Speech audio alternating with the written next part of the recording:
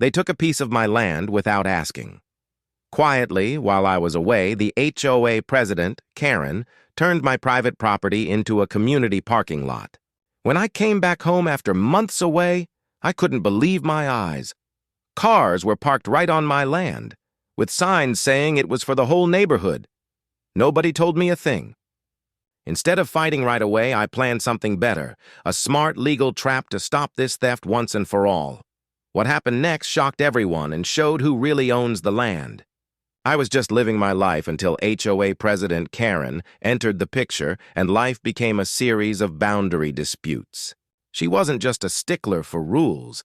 She had an almost predatory gaze when it came to perceived imperfections or, in my case, underutilized space on other people's land. There was a specific piece of my property, a section that ran alongside the main street beyond a line of old oak trees and a dense hedge. It was technically part of my large lot, unused for anything active, but I had quiet, long-term plans for it. Maybe a small orchard, maybe a quiet reading garden hidden from the street. It was mine, and I liked knowing it was there.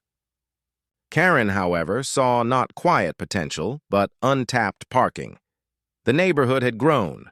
Street parking near the small community park was limited, and the HOA leadership, spearheaded by Karen, had been complaining about it for months. She'd stopped me while I was getting my mail one crisp autumn morning, her smile a little too wide, her eyes fixed on that specific piece of land. She launched into a lengthy spiel about community spirit, shared resources, and the pressing need for parking. Then came the ask. Would I be willing to donate, lease, or perhaps just allow the HOA to use that strip of my property for public parking? She even hinted at a small tax write-off or a nominal annual fee the HOA might consider. My answer was polite, firm, and unequivocal. No, Karen, I appreciate the thought, but that section of my property is not available for public or HOA use. I have future plans for it. I explained, as simply as possible, that it was a personal space I intended to develop for my own enjoyment eventually. Her smile vanished, replaced by a look of strained pleasantness that didn't reach her eyes. Future plans? She'd echoed, her voice dropping slightly. Well, it's a large piece of land, Mark. Seems a shame for the community to be inconvenienced when there's such an obvious solution just sitting there. The conversation ended shortly after, but her lingering gaze on my property as she walked away spoke volumes. The idea had clearly taken root in her mind, and my refusal was merely an obstacle to be overcome. Over the next few months, I noticed many subtle things that made me feel more and more uneasy. There were surveying markers appearing near the edge of the street, small stakes and flags that could easily be explained as regular utility work. But they were placed exactly where the parking lot would eventually be built. At HOA meetings, Karen began asking suspiciously detailed questions about the precise boundaries of the corner lots, especially about my property. Her questions didn't seem casual at all. I also overheard her friends making casual comments about how that empty land would be perfect for parking. It felt like Karen was carefully testing the waters, trying to gather information bit by bit, and quietly laying the groundwork for something bigger, even though I had clearly told her no. Then, a major work project came up that required me to relocate across the country for almost half a year. It was inconvenient and difficult to leave, but the job was necessary and important. Before I left, I arranged for caretakers to check on the house regularly, keep the yard maintained, and handle my mail.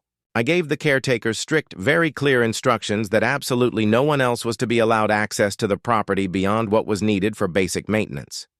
I also made sure to pay my HOA dues in advance, so there would be no excuses. I left, trusting that the distance between me and my home, combined with the clear boundaries I had set, would be enough to protect my property. But I would soon learn that this trust was catastrophically misplaced, especially when dealing with someone like Karen, who had no respect for boundaries or rules. Pulling back into my driveway 6 months later felt wrong. The familiar comfort of home was tainted. My stomach dropped the moment I saw it. Where the old oaks and dense hedge had stood, There was now a wide, raw gap. The ground beyond was scraped bare, covered in fresh asphalt that looked stark and out of place against the surrounding green. White parking lines were already painted, crisp and bright. Small, official-looking signs on metal posts declared, "Community parking, park access, HOA authorized." Construction cones were stacked neatly to one side.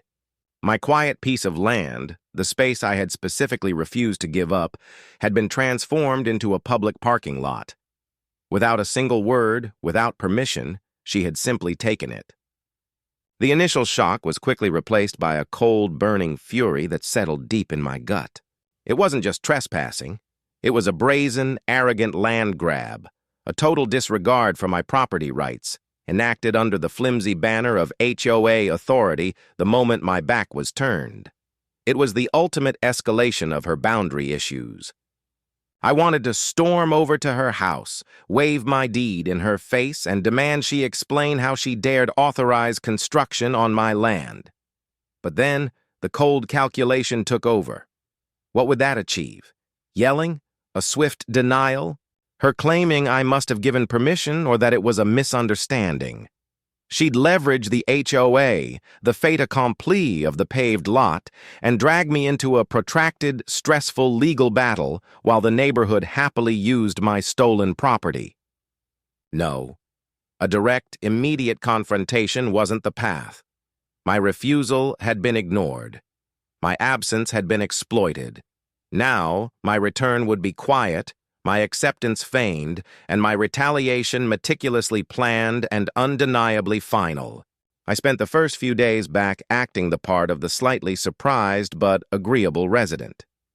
When neighbors greeted me, I commented on how different the area looked, how convenient the new parking area seemed to be, watching their reactions.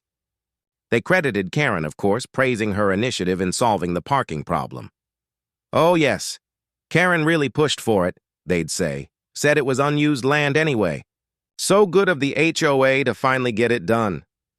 My internal rage seethed, but I smiled and nodded, gathering every casual confirmation of her unilateral action. I saw Karen walking her dog a few days later. She was moving along the sidewalk when she suddenly spotted me.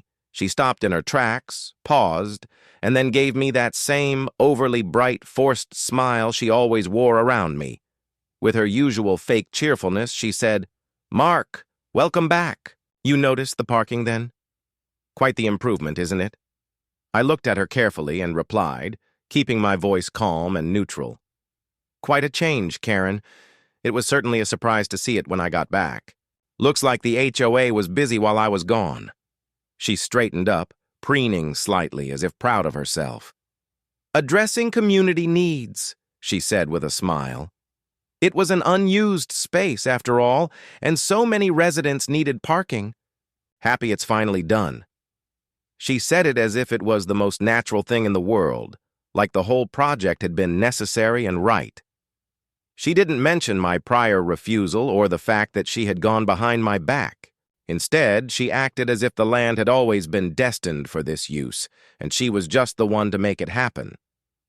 Her casual and complete dismissal of my ownership and my clear refusal to let her use the land only made me more determined. It hardened my resolve. I knew then that I couldn't let this go. It was a direct challenge to me and my rights, and I was ready to respond. While I played the part of the mildly surprised, non-confrontational neighbor, I was working behind the scenes. I pulled my property deed and survey. I consulted a lawyer specializing in property rights and HOA law. The land was unquestionably mine. Any construction on it without my recorded permission was illegal trespassing and property damage by the HOA, and Karen, by extension, for authorizing it.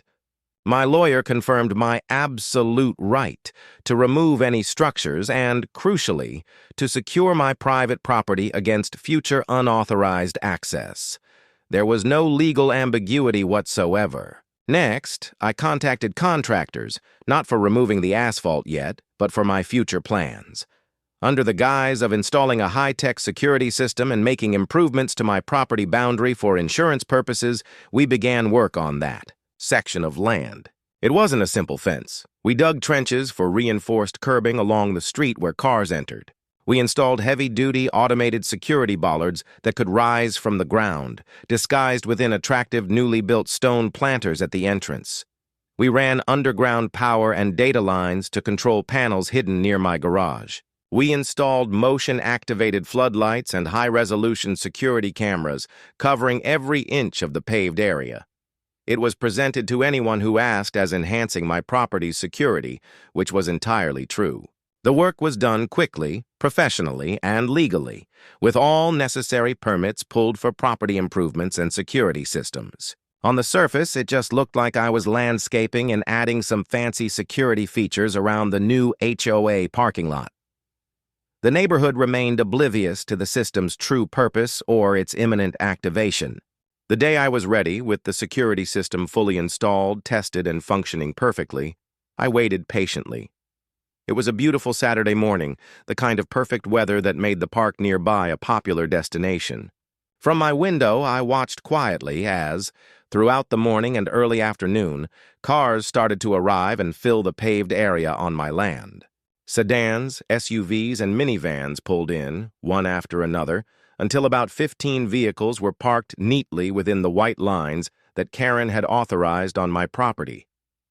Families and individuals got out of their cars carrying picnic baskets, pushing strollers, walking dogs, and heading towards the park or visiting friends nearby. They all believed they had the right to leave their cars on the land the HOA had claimed for community use. As the sun slowly began to dip lower in the sky, casting long, stretching shadows across the land, I calmly walked from my house to the control panel located in my garage. My heart was pounding loudly in my chest, full of tension and excitement, but my hands remained steady and firm. This was the moment I had been waiting for, the culmination of months of careful planning, hidden deception, and a fury I had kept locked inside. This was the moment when the stolen land would finally show its true owner.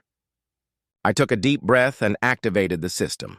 Outside, a low, almost imperceptible whirring sound began to fill the air. Along the edge of the paved area where it met the street, the stone planters that had seemed so ordinary suddenly started to move. Slowly, smoothly, and without a single sound, thick steel bollards rose up from within the planters, forming a solid, impassable barrier that stretched across the entire entrance to the paved area. At the same moment, the high-powered security floodlights switched on, flooding the entire parking lot with harsh, bright light that made everything clear and visible.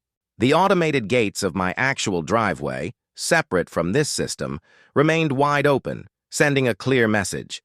This was my access, not theirs. The trap had been sprung. Within minutes, the first few people who had been at the park began to return to their cars. They pulled into the paved area and then started driving towards the exit, expecting an easy way out. But suddenly, they slammed on their brakes in shock and confusion when they saw the unexpected steel barriers blocking the way.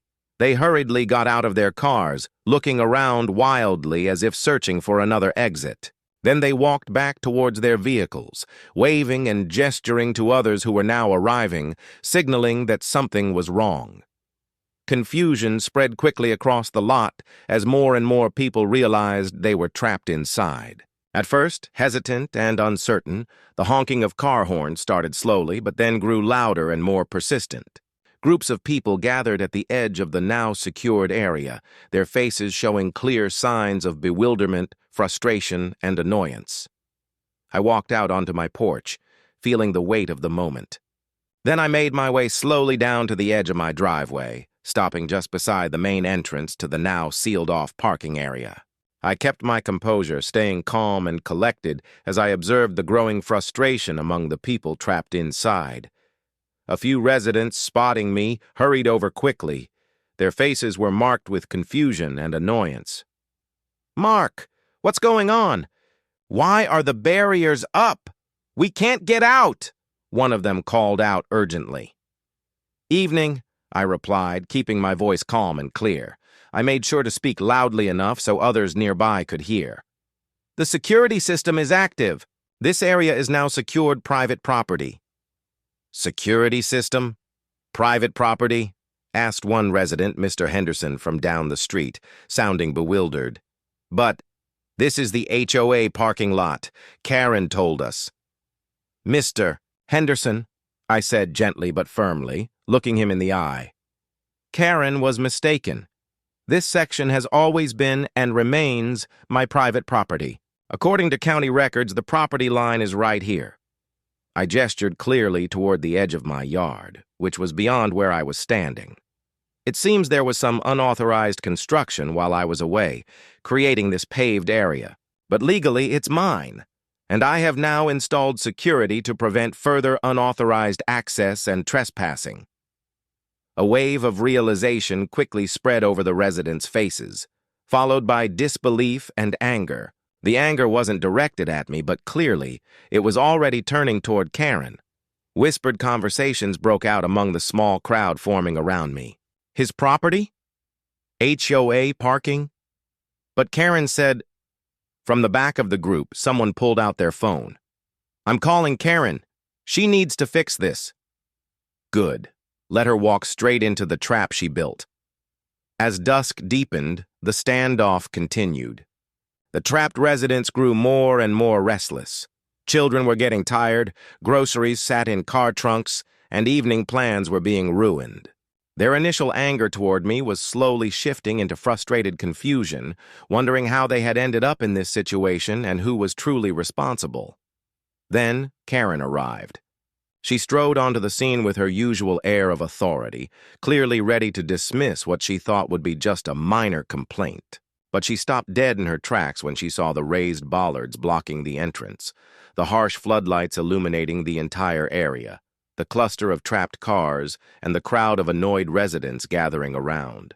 And there I was, standing calmly just a little apart, the orchestrator of the chaos she had unknowingly walked into. Mark, what is the meaning of this? Why are these barriers up? This is the HOA parking area, she demanded, marching towards me, her voice already rising, irritation quickly turning to shock as she processed the scene. Hello, Karen, I replied, leaning slightly against the stone planter that housed the bollards, emphasizing my connection to the security system. As I was explaining, this is my private property. I've installed a security system. Your property? Don't be ridiculous. This is a community parking lot. We paved it. She gestured wildly at the asphalt, her initial shock morphing into defensive fury. Yes, the HOA did, I agreed pleasantly, maintaining my calm demeanor which seemed to infuriate her further. Without my permission on my land. Trespassing and unauthorized construction, to be precise. But it's still legally my property as confirmed by county records. You let us use it. You didn't say anything when you got back, she spluttered, her face reddening as she realized she had been deliberately allowed to fall into this. I observed the situation, I said simply, investigated the legalities, and then, as is my absolute legal right as the property owner, I secured my land to prevent further unauthorized access. Open it. Open the gate right now. These are residents' cars. You can't hold their cars hostage, she shrieked, her voice cracking, the mask of HOA president dissolving into pure panic and rage. She took a step towards me, pointing a trembling finger. You open it right now, or I'll call the police. Please do, Karen, I invited again, gesturing towards my phone in my pocket. They can verify my ownership with the county records, check my permits for installing this security system on my land. They will find I am entirely within my legal rights. They may, however, be interested in your admission of authorizing illegal construction on private property and directing residents to trespass. Karen's face twisted into a mask of pure, unadulterated rage and disbelief. Every muscle in her face tightened, her eyes blazing with fury as she struggled to comprehend what was happening. The confident, controlling persona she always projected crumbled in an instant. Her entire authority structure, the power she had built up over time through rules, intimidation, and the illusion of control, was falling apart right before her eyes. All of it was collapsing because she had broken the most fundamental rule anyone could break. She had stolen land that wasn't hers. Her elaborate, illegal power play, the secret paving, the unauthorized use of my property, and the lies she told the community had been completely undone. What defeated her was something so simple it almost seemed too obvious. The undeniable facts of ownership backed by clear legal rights and a security system that enforced those rights. It was a final, irrefutable answer to her theft. No amount of shouting or denial could change that reality. You calculating devil! You planned this whole thing! She screamed, stepping closer, her voice rising to a hysterical pitch that drew more neighbors to their windows. You can't do this! I'm the HOA president! I represent the community! This parking is for everyone! It's a community need! It was my land before you paved it, Karen, I stated, my voice cutting through her hysteria. It was my land while you paved it. And it is my land now. My private property. My security system. Your members' cars are trespassing, facilitated by your illegal actions. She was losing control completely. She stormed towards the bollards again, hands pushing against the unyielding steel as if she could physically force them down. Open it! Open it! You have no right to keep them here! She spun back to the trapped residents, her eyes wild, trying to incite them. He's holding your cars hostage. We need to force him to open it. This is our land. The residents, however, looked less ready for a charge and more visibly upset with Karen. Their anger at being trapped was now clearly directed at the person whose false promises had gotten them into this mess. They grumbled, they checked their watches, they shot resentful glances at the screaming woman who claimed to represent them. This is crazy, Karen, Mr. Henderson muttered again, shaking his head. You told us this was HOA property. Karen ignored Mr. Henderson completely, her full attention fixed on me. Her face twisted into a horrifying mask, dripping with spittle, filled with rage, and showing the desperate frustration of a person whose power was slipping away.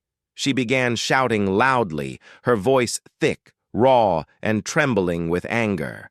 You think you're so clever, Mark? You're just a pathetic little man hiding behind a gate. You'll regret this. I'll make sure this neighborhood runs you out on a rail. I'll make your life a living hell. You'll never sell this house. I remained calm, watching her outburst as if it were a performance. My security is quite effective, yes, I said evenly. And my property rights are quite clear. Just as clear as your illegal actions, and the fact that you've caused about 15 residents a lot of trouble because of them. The standoff continued, the tension thick, Karen's hysteria a jarring contrast to my composure and the quiet hum of the security system. The trapped residents were getting more vocal in their frustration towards Karen. Eventually, the police arrived, lights flashing, drawing even more attention. It was the third time I'd had a police interaction due to Karen, and this one was perhaps the most definitive. Karen, trying to regain her presidential composure, launched into a frantic, slightly distorted explanation about community property and neighbor trapping cars. I calmly stepped forward, handed the lead officer my deed and survey, showed him the clear property markers, and explained that while I was away, the HOA had, without my permission, paved and claimed a section of my private land, and I had now simply installed a legal security system to prevent further trespassing. The officers reviewed the documents carefully. They walked the property line, comparing it to the survey. They spoke briefly to a few residents, who reluctantly confirmed they were told it was HOA parking. The conclusion was irrefutable. This was my land. Securing it was my right. Karen had orchestrated illegal construction and directed residents to trespass. They informed Karen, politely but with absolute finality, that this was private property. She had no right to designate it as HOA parking, and I was entirely within my legal rights to secure it. They told the residents that their cars were on private property, and their dispute was with the person who told them to park there, Karen, and the HOA, not with me. Karen's final reaction was the stuff of neighborhood legend. Standing there, publicly and legally refuted by the police, Her illegal scheme exposed for everyone to see, surrounded by the frustrated residents whose cars she had gotten trapped on land she stole, she completely broke. She unleashed a final ear-splitting, ragged shriek of pure, unadulterated defeat, rage, and humiliation. She screamed at the police for not siding with her. She screamed at the residents for not backing her up. She screamed at me with every ounce of fury left in her. Her face was a horrifying mask, tears mixing with spittle, body shaking violently. She eventually stumbled back, collapsing onto the curb in a heap of sobbing, hysterical rage, her friends awkwardly hovering, looking utterly mortified, while the police watched with weary expressions. To release the cars, I presented each owner with a simple pre-typed document, prepared with my lawyer's input, stating they acknowledged this paved area was private property belonging to Mark, my last name, and that parking there without his express written permission would constitute trespassing. One by one, looking sheepish, frustrated, or simply exhausted, they signed. As each signed, I remotely activated the bollards for their section, letting them drive their cars out of the trap, past the still sobbing heap that was Karen on the curb. The HOA parking lot on my land was gone, replaced by a secured, very clearly private area marked by stone planters and rising bollards. Karen's authority, already damaged, was shattered by her illegal land grab and spectacular public breakdown. My property was secured, my point made unequivocally. She had stolen my land for the HOA's convenience, and I had turned her perceived victory into a very public, very expensive, and very embarrassing trap that asserted my ownership in the most undeniable way possible. The secured lot remained empty, a quiet, permanent monument to boundaries enforced.